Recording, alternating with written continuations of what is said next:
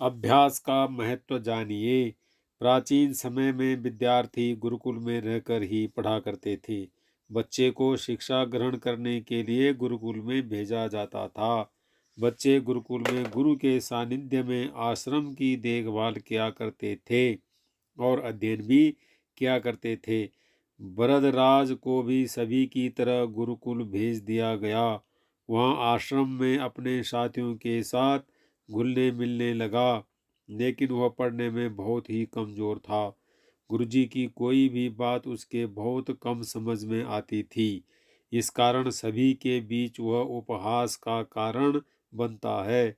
उसके सारे साथी अगली कक्षा में चले गए, लेकिन वो आगे नहीं बढ़ पाया।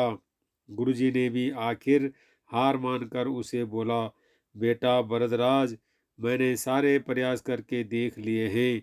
अब यही उचित होगा कि तुम यहाँ अपना समय बर्बाद मत करो। अपने घर चले जाओ और घर वालों की मदद में काम में मदद करो। वरदराज ने भी सोचा कि शायद विद्या मेरी किस्मत में नहीं है और भारी मन से गुरुकुल से घर के लिए निकल गया। दोपहर का समय था। रास्ते में उसे प्यास लगने लगी। इधर उधर देखने पर उसने पाया कि थोड़ी दूर पर ही कुछ महिलाएं कुएं से पानी भर रही थी। वह कुएं के पास गया। वहां पत्थरों पर रस्सी के आने जाने से निशान बने हुए थे। तो उसने महिलाओं से पूछा, यह निशान आपने कैसे बनाए?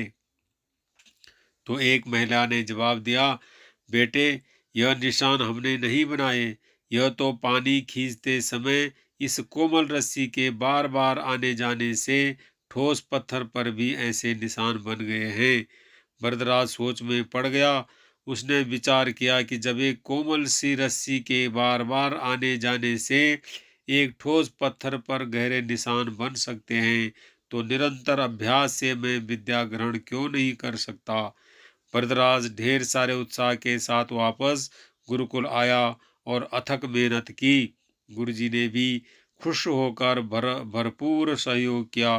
कुछ ही सालों बाद यही मंद बुद्धि बालक वरदराज आगे चलकर संस्कृत व्याकरण का महान विद्वान बना। शिक्षा, मोरल, दोस्तों, अभ्यास बहुत जरूरी है, चाहे वो खेल में हो या पढ़ाई में या किसी और चीज में। बिना अभ्यास के आप सफल नहीं हो सकते हो।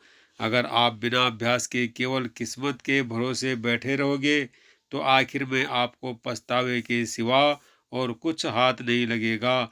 इसलिए अभ्यास के साथ धैर्य, परिश्रम और लगन रखकर आप अपनी मंजिल को पाने के लिए जुट जाए।